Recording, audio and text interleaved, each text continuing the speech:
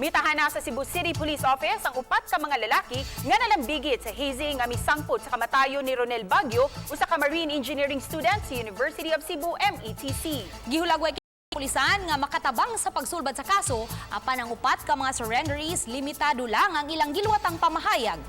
Aniyang report. Sila ang upat ka malalaking nakatabon silang naong ang nitpatimaw sa batan sa Cebu City Police Office. Giubanan sila sa usa ka abogado nga misaksi sa procedure lakip na ang pagluwat nila og pamahayag at tubangan sa mga otoridad kalabot sa ilahang nabawaan og partisipasyon sa panghitabo. 5 ka mga suspek ang gitumbok nga sa hazing din upat pa lang ang nipatimaw.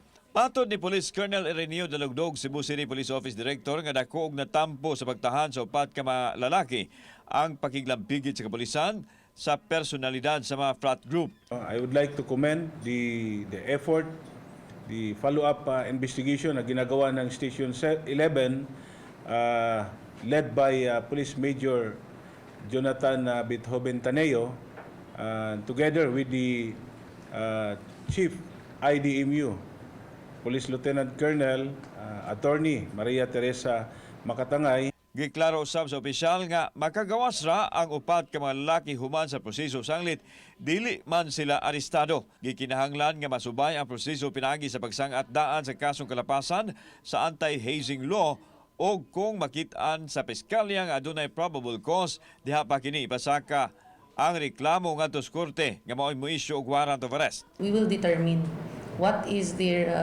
degree of participation in that particular event. Limitado ang giluwatang pamahayag sa mga suspek ug dili pa usab mabutyag ang ilang identity. Nagpahibaw ko sa ilahano nga unsay ilahang mga katungod isip ka mga akusado o unsay ilahang mga angay ibuhaton. Kauban si Godfrey Relian, ako si Alan Domingo. GMA Regional TV Live.